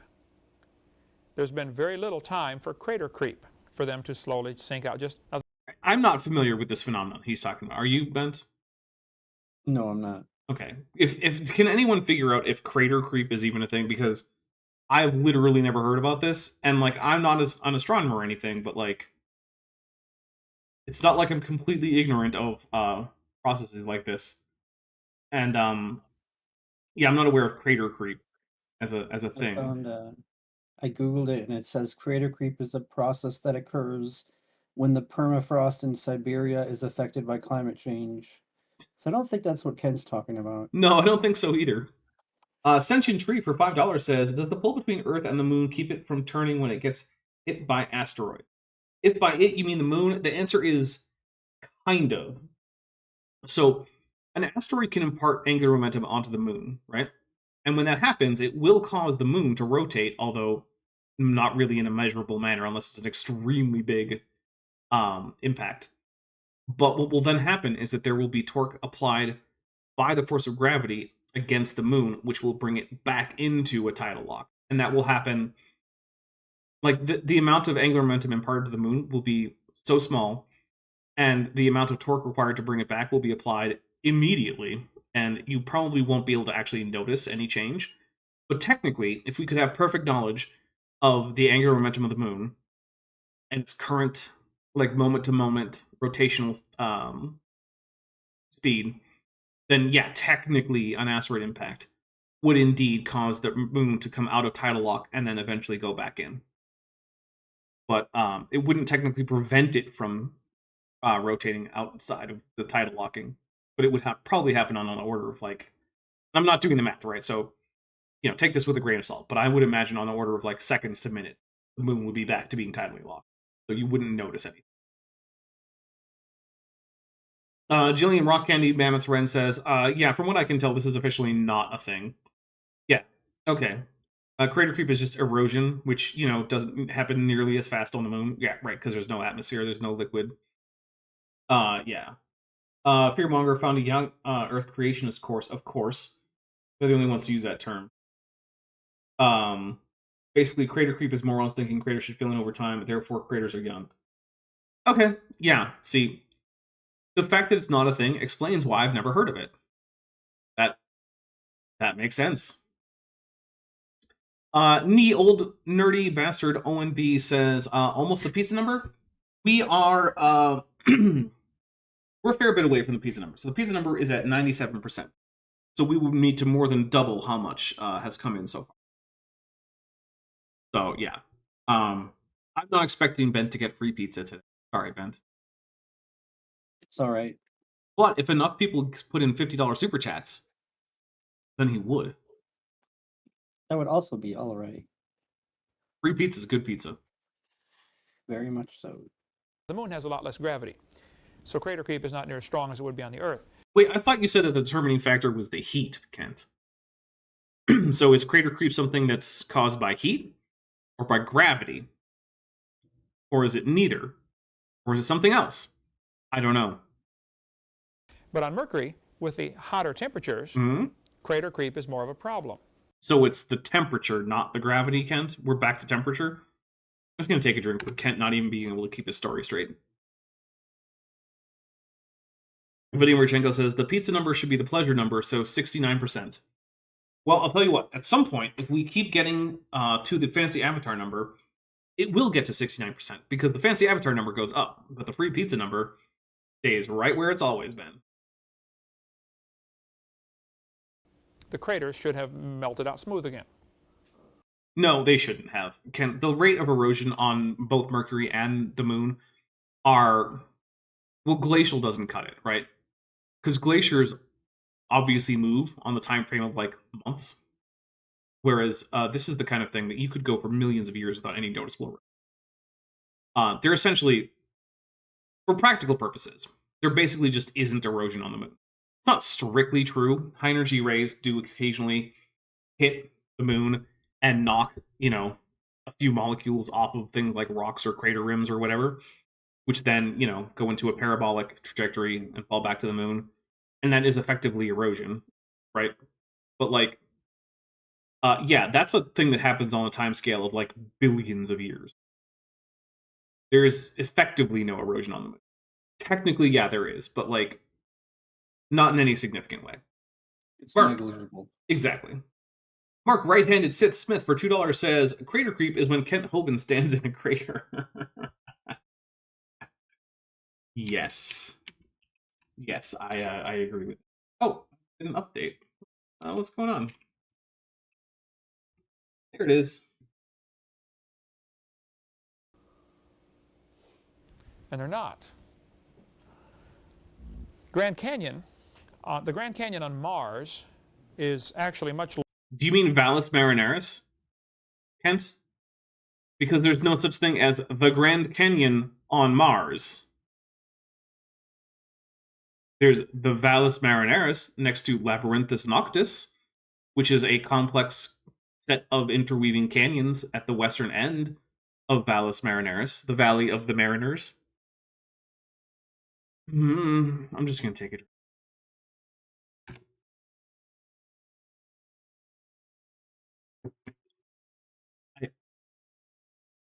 Ugh. Does Kent think every planet has a Grand Canyon? You might. You might. Yeah. larger than the one on Earth. Yeah, it's almost the size of the United States, like the continental United States from east to west. If you superimposed Valles Marineris over North America, it would go from one coast to the other. To say that it's larger than the Grand Canyon is, I don't know. It's kind of like saying that like an elephant is larger than a E. coli bacterium. Like that's true, but I feel like just saying larger doesn't really cut it. I forget the size, but it's absolutely monstrous. It's like I forget the name of it, too. I 5,000 used to know. Who miles cares, long though? or something But, crazy like that. This canyon on Mars is, scientists have studied this, and in 1998, Scientific American ran a big article about the crater on Mars is proof there used to be water. Okay, is it a canyon, or are you now talking about a different thing that's a crater, Kent? Because you just switched from canyon to crater. And the canyon on Mars was not formed by water. However, being a low place, it was a place where water collected. It was formed, though, by brittle fracture between the Tharsis region and the low-lying areas to the southeast of the Tharsis bulge. Because Mars doesn't have tectonic plates, so the Tharsis bulge is probably where there used to be an ancient lava plume, like what forms Hawaii, except because the crust didn't move relative to the plume, it just kept pushing up on that one spot on Martian crust, which built up a huge highland with some of the biggest mountains in the solar system. But that itself also caused stress between that part of the crust and the part of the crust to the south, which caused it to just rip open. It is not an erosional feature. Now, there are erosional features that are associated with Valles Marineris flowing north into the northern lowlands that are the result of flooding. But the canyon itself was not caused by water. They say this formed in a few weeks. Well, I don't know how long it took for all the crust to fracture. It was probably relatively quickly because brittle fracture is, a relatively fast process. But it still wasn't from a flood.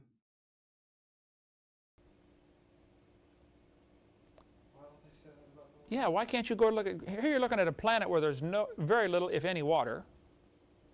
And you can obviously see this canyon formed in a few weeks. You can go to Grand Canyon on Earth where we got tons of water and can't figure out the same thing. Okay, I'm going to take a drink. I'm going to try to give an example as to why that doesn't work. Okay. The house I grew up in had steps leading from the side down to a relatively low elevation part of the yard that were made of concrete. And because those steps went from basically the actual wall of the house past the roof and down the ground, there was a section where water repeatedly dripped from the roof during rain or whatever onto the steps. And because these steps were put in like the 1960s or something, the concrete around the area right underneath the edge of the roof had weathered away to a significant degree, right? There basically wasn't a step there.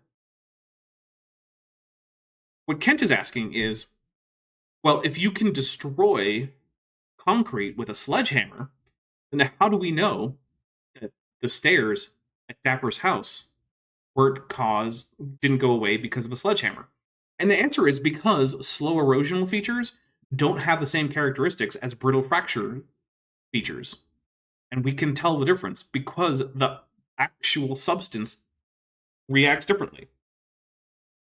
So we know that one is a stress fracture on Mars, and the other is an erosional feature. That's why we don't say that the Grand Canyon happened quickly. Because it physically can't. Because we know how fast water can flow. We know what speed it takes to establish things like entrenched meanders, which the Grand Canyon is full of. We know that can't happen rapidly, because you don't get meanders in rapidly flowing water in the first place. Like, there's a whole book full of reasons why we know that the Grand Canyon couldn't happen fast. In fact, specifically, there was a book that was, at least in part, written by Joel Duff, friend of the channel, which I own, which goes into great detail in that. And I believe it's called The Grand Canyon and the Age of the Earth. Check it out on Amazon. I don't have an affiliate link. I don't make money. It's still a good book. Maybe I should just get an affiliate link. It's not a bad idea. All right, here we go. Here's a question. Start a poll. If I had an Amazon, I'll put a capital, Amazon affiliate link, would you use it?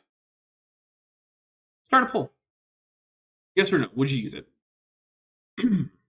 Because if you guys would be like, yeah, sure, I'll just click on your affiliate link before I go shop on Amazon. I mean, I bring in a little bit of money. It would help, and it wouldn't cost you anything because they don't increase the price when you use affiliate links. It's just that some of the cut that Amazon normally would take, I get instead. Let's see. My Unfinished Journey for $5 says, in winter, sundown is around 5-ish. In summer, it's 3 hours later. Compensating for daylight savings time. A sundial won't tell you that, Daps. Daps playing dumb for... see. So, yeah, here's the thing, right? That's because we don't really use solar time anymore. We use absolute measures of time. And to the extent that the 24-hour day with the same number of, like, the same interval between hours the whole way through, actually doesn't even work in terms of keeping the solar day the same length every day. The length of a solar day actually varies throughout the year based on how far the Earth is from the sun and things like that. And the 24 hours that we use is actually just an average solar day, so that over the course of a year, the asynchronicity between your 24 hours and the length of the day evens itself out, where some days are a little bit too long and some days are a little bit too short, and because it's averaged out. But if you're using solar time, that is actually directly solar time, like was used throughout the ancient world, including in like the Bible times, then the length of hours do vary. And you're simply saying, no matter how long they are, every day has 12 hours and every night has 12 hours. And sure, in the summer, those day hours are long and those night hours are short. I just don't care. The way I'm telling time is by dividing the daylight into 12 segments and the nighttime into 12 segments. And that's not how we tell time, but that's still telling time, right? If I say, hey, Bent, meet me at the market on the 3rd hour of the day, you know that 3/12 into the day, or a quarter into the day, from sunrise, I want you to meet me at the market. And you can be there at that time. There it is. That's it. And the thing is, until you have precision ways of telling time that are like not based on the sun, how else would you tell time, right? Like, you don't have an accurate clock that can measure consistent seconds or something. What would it even mean for me to have some kind of objective standard for how long an hour is? I could, because all I have to go on is the sun. But that is telling time. It's just not telling time the way we do. Hello, is anybody home in there? It had to form quickly. These canyons are giant, and there's just very little, if any, water on Mars. Some frozen at the poles, I think, you know. But I mean, if you were to add up all the water and like weigh it, there's actually a fair bit of water. Not as much as on Earth, but I mean, it's a smaller planet. But yeah, there's no liquid water that's prominent on Mars. Although there have been little gullies and erosional features that seem to indicate the presence of at least seasonal, perhaps subterranean, highly saline liquid water that might seep towards the surface occasionally. But that is not for sure. But like, it's in the realm of possibilities. hardly any. Now Mars is a much smaller planet than Earth, and it's farther away. It's 1.5 astronomical units. So I kind of thought it was 2, but I don't actually remember. You remember how far Mars is? I don't remember. I think it's actually closer to 1. Okay, maybe it is 1.5. Look, I don't keep like Mars's like mean orbital distance as like a number that I keep in my head. 1.5. All right. Hey, good job, Kent. You were right. Hey. Look, there is a lot of astronomy facts that I just don't keep in my head. I just look them up if I ever need them. Because like, who's gonna quiz me on the distance between Mars and the Sun? Kent Hovind would quiz you on that. He might, yeah. So, all right, good job. But no one else. About 1.5 is fine. 50% farther than Earth. A quick way to memorize the distance to the planets is to do it with astronomical units. Okay. If you memorize the sentence, my very extravagant mother just sent us 90 parakeets. That's the way to know the planets in order. My very extravagant mother just sent us 90 parakeets, or 90 pizzas, or something, okay? Mercury, Venus, Earth, Mars, Jupiter, Saturn, Uranus, Neptune, Pluto. I want 90 pizzas. You think if I call Yeah, my me mom, too. she would send me 90 pizzas? Yes, I think you should do that. No, it's already 9:30. She's in bed. Call her tomorrow. Okay, maybe. Mercury, I think, is 0.39, if I recall. Venus is about a 0.7 astronomical unit. Okay, Kent, but that's a mnemonic for which order the planets go in, not how distant they are. Like, how do you remember the 0.37 and the points like that it doesn't help you remember the numbers. Taking a drink for Kent not knowing how mnemonics work. The only thing that helps you with is like which order they go in. And like therefore the numbers should get bigger as you go from Mercury to Pluto. How does he even get what a mnemonic is supposed to do wrong? What does Kent get right? And I guess, to be fair, he has gotten some things right. But, like, geez. Earth would be 1. Mars is 1.5. Jupiter is 5, if I recall. Saturn is like 9. If I recall. So the mnemonic isn't even helping you, Kent. That's what this is telling me. Even you aren't actually able to use your stupid mnemonic to remember the numbers. Because it only helps you remember the order, Kent. I'm taking another drink. I can't with this guy. Goodness. And it goes on out to 39. Cool. I haven't studied this in 12 years, but I just remember these just off the top of my head. Except you don't even remember all of them while you were trying to explain a mnemonic that you said would help you remember them. Kent, what are you doing? He's doing his best. I guess so. It's just not very good. No, it's not. It's really not. So you can get the astronomical units and multiply that number times 93 million miles. That'll tell you the distance in miles. But it's easier to memorize as astronomical units. If you say so, but you didn't even do that, so why should I take your word for that, Kent? Like, here's the thing.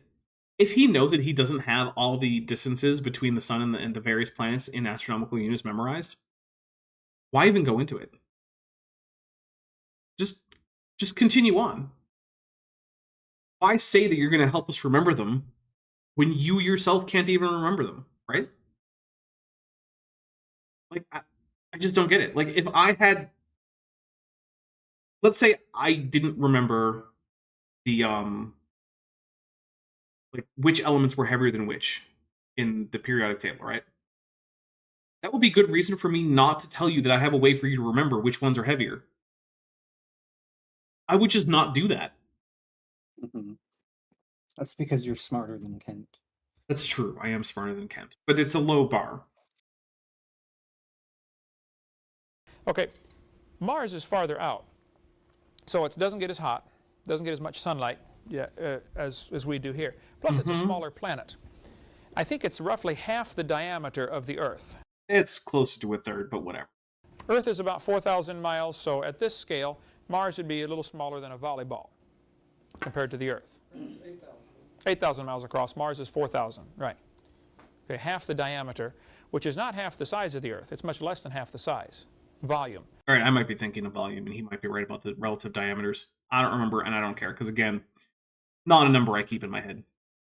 You know, when you're discussing the size of planets or balls, you got to decide, are you talking volume or circumference or surface area or, you know, diameter? There's several ways you can make. Surface area be half?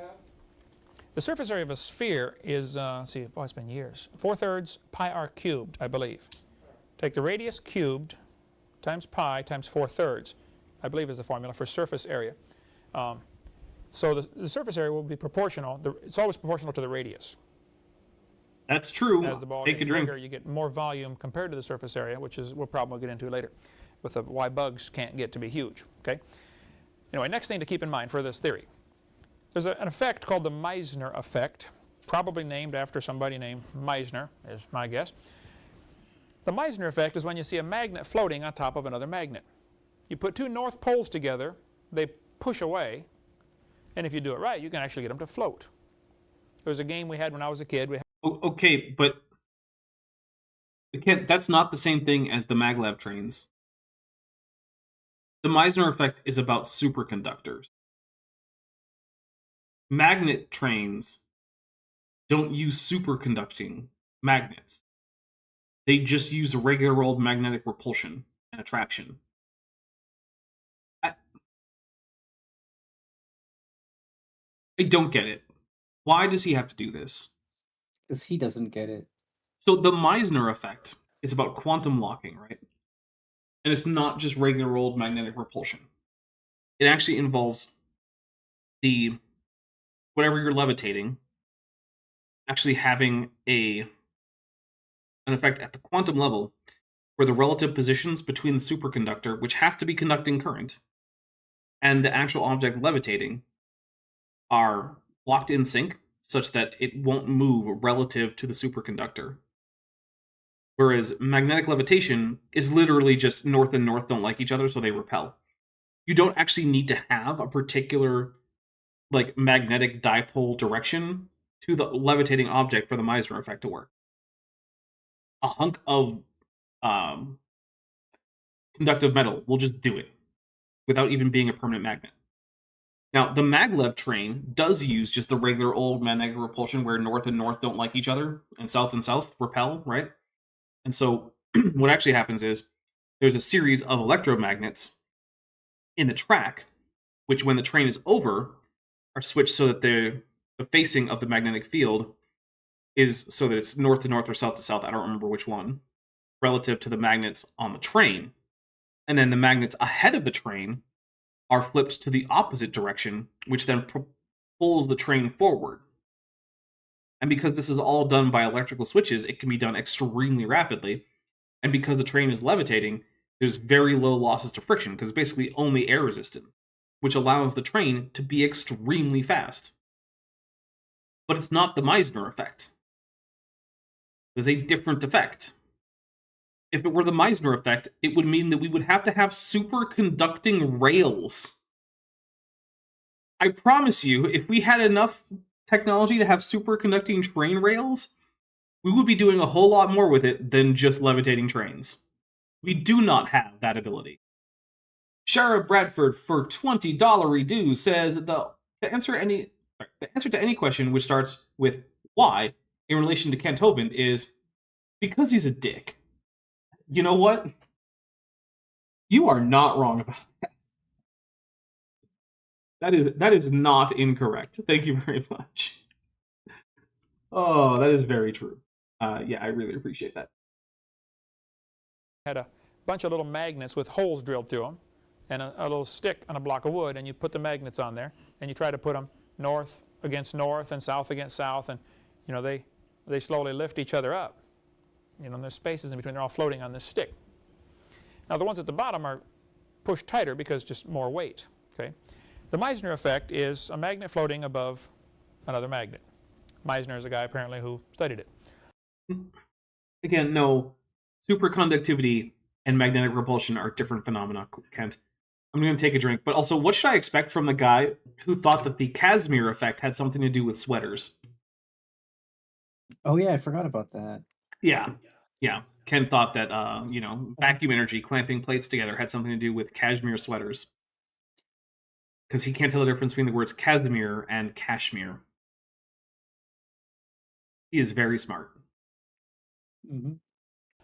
Japan's trains, the super train that I rode over there when I was there, that travels like 170 I have also been on a maglev train.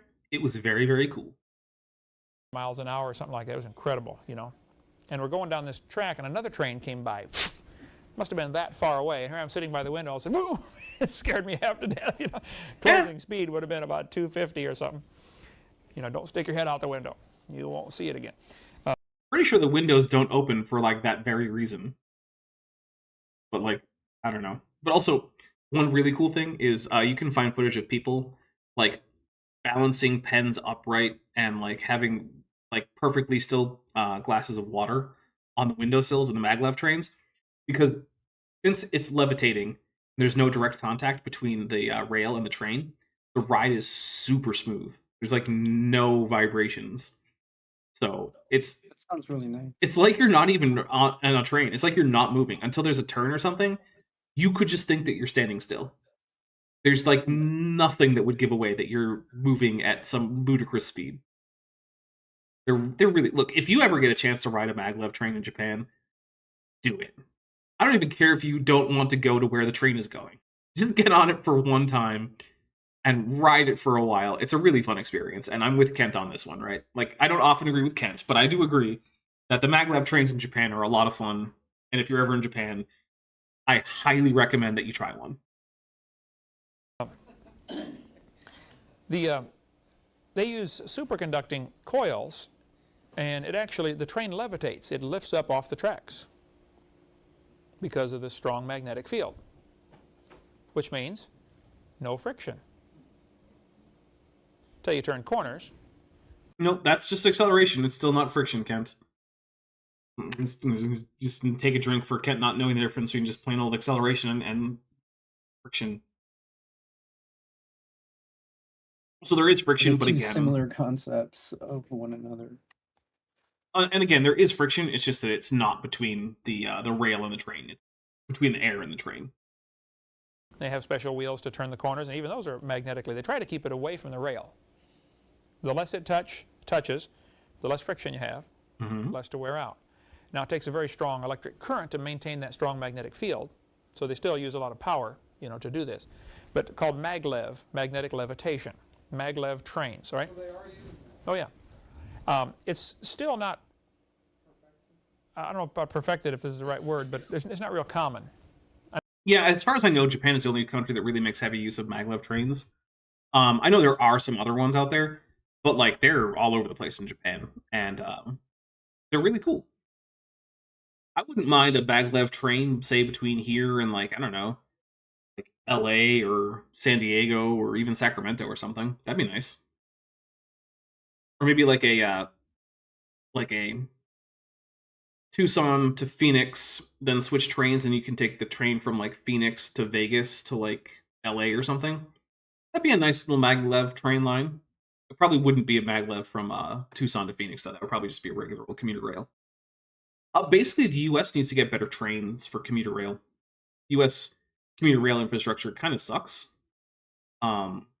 which is too bad because, like, when I was growing up in Massachusetts, I used to be able to hop onto a train in Massachusetts, then hop off the train in like Montreal, which is how I got to Montreal. Like the several times I went there, hopped on a train, and yeah, there was a border crossing check, but like other than that, you just stay on the train and you just wind up in Montreal. Very nice. But now, I think the only rail nearby is cargo. Like I don't think I've ever seen a passenger train anywhere near here except for like the one weird train that takes people to the Grand Canyon for way too much money. I know there's talk of putting one in between Washington, D.C. and New York or Boston, like that, a maglev train. Nah, we're going to have hypertubes instead. It's going to be great. Don't worry. Totally a real thing that's actually going to happen. The hyperloops. It's going to be real. I mean, Elon Musk said so. And, he's never been wrong about any of his predictions about the future of his own technology. Ever. Vladimir says, Canada built maglev trains. They don't even need to gas cool the superconducting magnets. They got their winters. I feel like that's not always true. Extremely expensive to do, but it certainly is possible, okay, to do. Anyway, magnets float on top of other magnets. That's called the Meissner effect. Keep that thought in mind. Number 5, comets are flying around through space, like Halley's Comet, Levi Comet, Shoemaker Comet that hit Jupiter a couple years ago. A lot of comets are flying around. Some come by pretty regularly. Some every few years. Some, like Halley's Comet, every 76 years. You see it once, it's going to be 76 years till you see it again. Very few people will live long enough to see it twice because they're probably not old enough to know what's going on the first time it comes by. Nobody lives long enough to see it 3 times. But comets are very commonly out in space are simply giant snowballs. They're ice. Some of them are stone. Some are nickel, which is a pretty rare element on Earth. But a lot of the comets, though. I mean, you say that it's pretty rare, but it's common enough that it was actually controversial when the United States started using nickel in one of its coins. Because it wasn't traditionally considered to be a precious metal because it was so common. So, like, it's not as common as, like, silicon or iron, but, like, it's not exactly, gold. Are very high in nickel content, which is what they use to make nickels. Kent is right. Take a drink. That's why the U.S. coin called a nickel is a nickel. And for those of you who are from non-America, nickels are 5-cent coins. So, there you go. It's also what they use to mix it with steel, mix it with iron. You melt your iron, mix in some nickel, and it makes the iron more resilient, like they use it for gun barrels. You melt nickel in with the iron, and when the bullet explodes, the metal swells up and goes right back. Ken, if your bullet is exploding, that's a bad thing. What should actually explode is the propellant, which is going to be used like gunpowder with its own oxidizer mixed in, and that is going to explode. And the shell casing shouldn't explode, nor should the bullet. The bullet should be propelled roughly intact down the length of the barrel. Because if the bullet explodes, then instead there's going to be increased friction. You're not going to get the benefit of the rifling, and just a bunch of random shot is going to come out of the front of the barrel, which will be basically impossible to aim and which won't impart nearly as much kinetic energy onto the target, making the shot much less effective. If your bullet explodes, that's bad. So, yeah. Shara Bradford for $5 redos with their 10th super chat on the channel. Thank you so much. Says, Aussie trains are amazing. Sometimes takes 5 minutes to get through the crossing. They're 2 to 3 kilometers long. Jeez. That is a long train. That's really cool. Well, I know one of the things I'm going to do if I ever get my way down to Australia is take the train.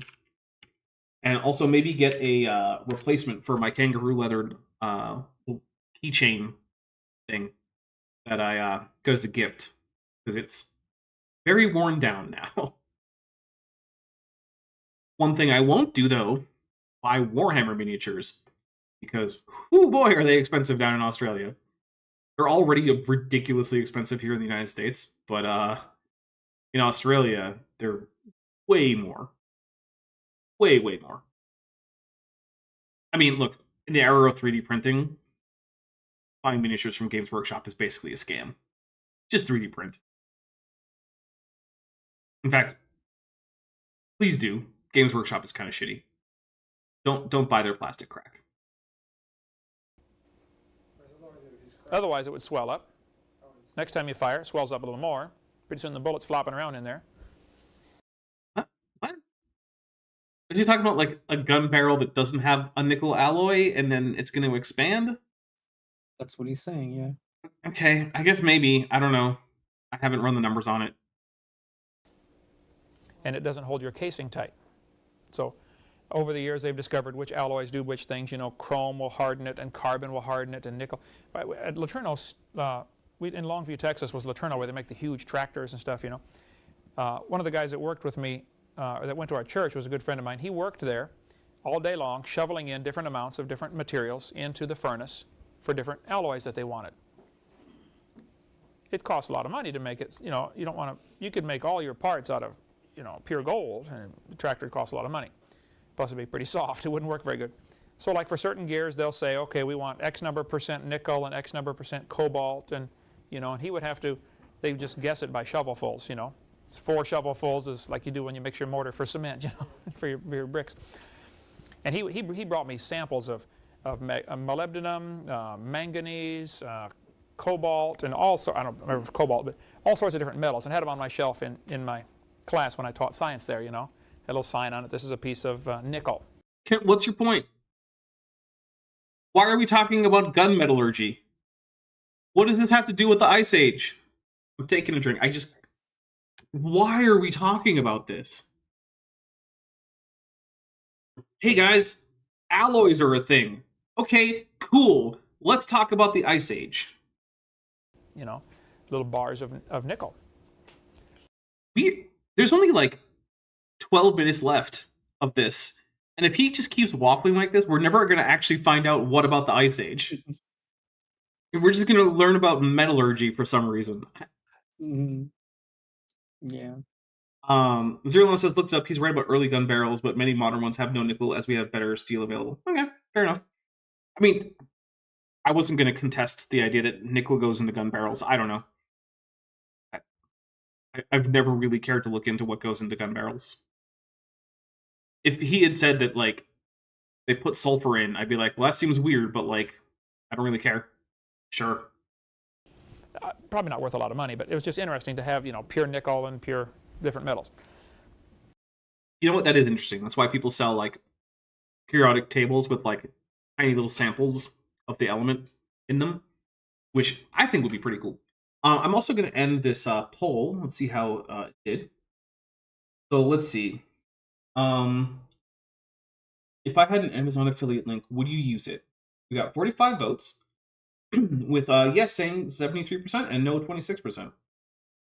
Well, I guess I should look into what it would take to get an Amazon affiliate link.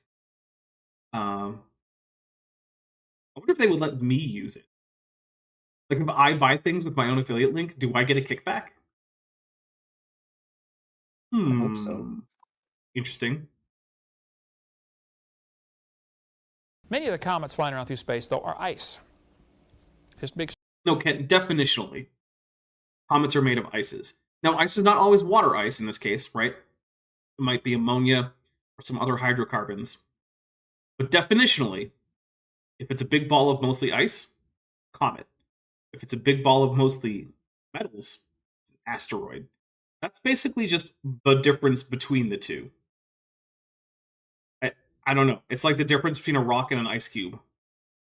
You know why ice cubes aren't rocks? Because they're made of ice. You know why rocks aren't ice cubes? Because they're not made of ice. I'm just going to take a drink first. Some comets are made of ice. Just like some clouds are made of water, Kent. Snowballs. Now, because outer space, away from the Earth's atmosphere, which keeps us nice and warm like a blanket, the Earth's atmosphere keeps us warm, but when you get outside that, it gets real chilly. Not if you're in direct sunlight. That's why the surface of the moon has temperatures that are comparable to the temperatures on Earth during a sunny day. But if you're in the shadow, then it gets very, very, very cold. Much colder than it usually gets on Earth. But you know what it's hard to be in all the time if you're just out in interplanetary space orbiting the sun? Shadow. Shadows. Yep. Yeah. Very hard to find shadows out in space. Heck, just go play Kerbal Space Program and look at your spaceship, during a an interplanetary trip. Half your ship is always lit up. That's why, actually, during the Apollo missions, the capsules they set them on a slow rotation. And the idea there was that they would heat and cool evenly across the entire surface because there was no shadow available to cool off the ship. So if they didn't rotate the crew cabin, it would boil them. Oh, yeah. Because outer space is basically 400 below zero. Vadim Redchenko says, is the moon's day much hotter than Earth's surface? I don't believe so. But, I mean, I would have to double check. I would have to look it up. Fahrenheit.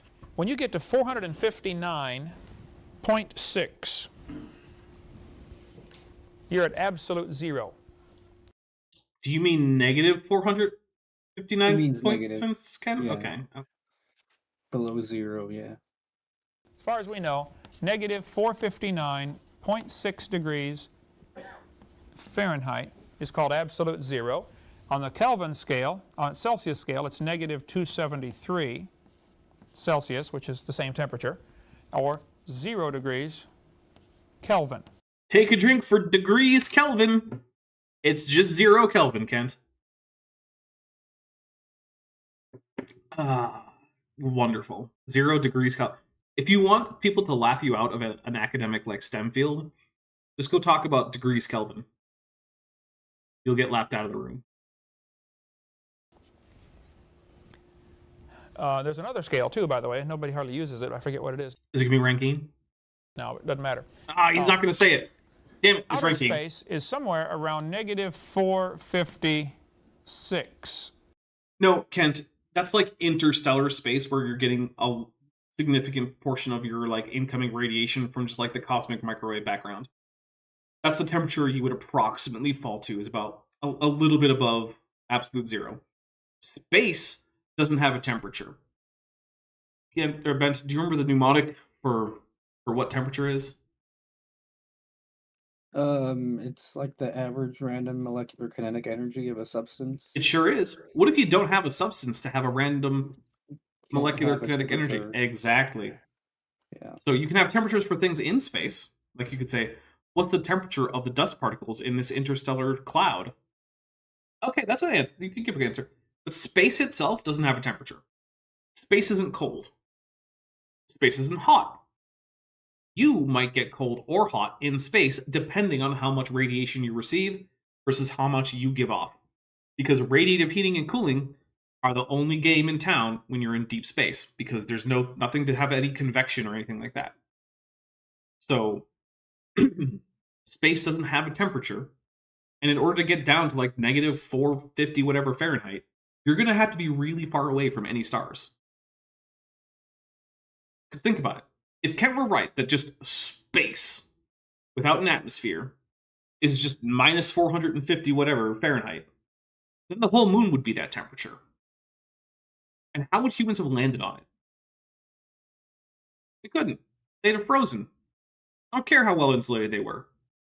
If Eagle 1 had touched down on a almost absolute zero temperature surface, they would have frozen to death. They didn't. You know why? Because that's just not how space works. I know it looks cool in Hollywood movies when someone gets blasted out into space and then you just immediately like frost over. But that's not how it actually happens. You have to wait for radiative cooling to happen. And if you're in sunlight, it's not going to. Degrees Fahrenheit is what they guess. There's about 3 degrees off of absolute zero. And so some have argued, oh, this is proof for the Big Bang, this 3-degree background radiation. Because in some places when they look in space, it's different temperature than other places. Well, ask them how much different. It's 30 millionths of a degree. First place, I have absolutely no idea if that's the actual variance in like CMB. It's not zero. Don't know what the actual variance is. I'm not sure you can measure 30 millionths of a degree from that far away. You don't think that we can do accurate like parallax measurements to distant stars? So what do you know? Okay, but let's assume they can. What does that prove? That certainly doesn't prove the Big Bang Theory, okay? But they call that... Actually, no, the CMB does demonstrate the Big Bang Theory, because the only theory of cosmology that predicts a Big Bang, predicts the CMB, the cosmic microwave background radiation, which is basically what he's talking about, is the Big Bang. That is the afterglow of the last moment when the universe wasn't optically transparent. That's what that is. The only reason for it to be there is if at one point the universe was so hot and dense that light and matter were effectively coupled such that the mean free path of any photon was effectively zero. And so the universe was not optically clear. It was optically opaque. And when that stopped, when light decoupled from matter such that it could travel for long distances, that is the afterglow of that event. That's what the CMB is. And it was predicted on the basis of mathematical models of the Big Bang exactly what it would look like with a high degree of accuracy. It definitely demonstrates the validity of the Big Bang model. The echo from the Big Bang. They're just really desperate to support that theory. No, Kent, that was a prediction that later came true. That's not desperation.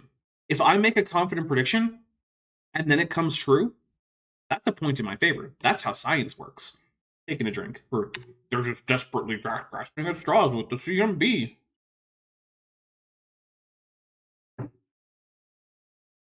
Anyway, you got a chunk of ice floating around out there through space. for hundreds of years or thousands of years, it's also about the same temperature. Real chilly. Not necessarily, but okay. If it had any heat, it would be dissipating. So these ice balls are... Does Kent not know what sunlight is? He might not. He might not. You know what, though? As evidence to support, he might not. We have gone overtime, which, that's okay. We're not going overtime by a whole lot. So here, we're going to wrap this up. I'm going to try to get the next episode downloaded at some point this week, because I feel like we might actually finish. When's the next Kent with Bent? Oh, it's not till next month. Okay, so I have a little bit of time. Okay, Bent, is there anything you want to tell people about that maybe we haven't covered yet? We talked about it already, but I just wanted to say thank you to everyone who donated to the GoFundMe. I really, really appreciate it. Yeah. Yeah. All right. So let's take a look what's coming up here. So nothing tomorrow. On Thursday at 11 a.m. Pacific, 2 p.m. Eastern, does Casey Luskin drink urine? I don't know. Just asking questions, but you'll have to tune in to find out. Or, I'll be honest, I won't actually answer the question. I'm just going to ask it. But still, it's an important question to ask. Does Casey Luskin drink urine? I don't know. So then that's Thursday. On Friday, 5 p.m. Pacific, 8 p.m. Eastern, Star Trek Lexington. We're going to be doing the episode 13, The Whole of the Law. That was the episode that you saw the teaser trailer for. So please come and hang out for that over on Top Hats Off. It's a good time.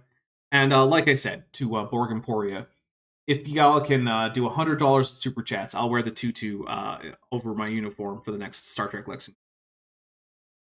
So there you go.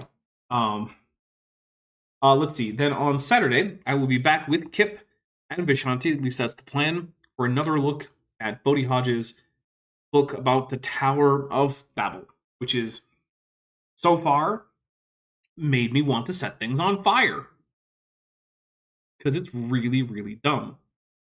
But then on Tuesday, Tuesday is another Kent with Ben, isn't it? Yeah, okay. So on that Tuesday then, Yeah. which will be same time, I will be wearing the tutu. I'll shove myself into my stupid human suit and put the tutu on over it. So, there you go. That is what is happening for the next week or so. So I hope to see all of you there. And also, if you are interested, over on my Discord, I'm going to be doing a Power Rangers thing. We're going to do 5 episodes at 1.25 speed to get through Super Samurai, because after this, Saturday will be the last day of Super Samurai, and will also be the first day of Megaforce, which is, I mean, just both excellent seasons. No notes. Perfect. Vinny Marchenko says, Bodhi's book is not about the number of pages, it's about the number of bottles Dr. Kip empties. Kip got the first episode of that series. He got pretty trashed, and we had him do a quick field sobriety test. The one where you keep your arms down by your side and you walk heel to toe. He got like 2 steps and he was on the ground. Oh no. Yeah, it was not good. So Yikes. yeah. All right. So head over to the Discord if you're interested in some Power Rangers, and I'm going to see all of you later. Thank you so much for all your generous super chats and everything. No free pizza for Bent this time. Maybe next time. Bye, everybody. Hey, before you leave, I just want to take a second to thank my patrons and channel members, especially those pledging $20 or above. Ben Tovand, Tapioca Weasel, Whispers, Elron Teller, Ian Chen, Kelvin Brostick Van Manen, Landon Knoll, Mabdy Babdy, Sphincter of Doom, Wallace, Max Cherry, North Texas Fossils, John Ackerman, and Strawberry Vein. It's because of my channel members and patrons whom you're seeing on screen that this channel can stay afloat. Without you, it would all shut down. If you want to join the team, there's a link to join the channel below this video, and there's a link to join the Patreon in the description. On the Patreon, you can get a 10% discount for pledging annually, and either way, you get early access to virtually all of my scripted videos, often 3 to 5 months before they come out for the general public. Thanks for watching.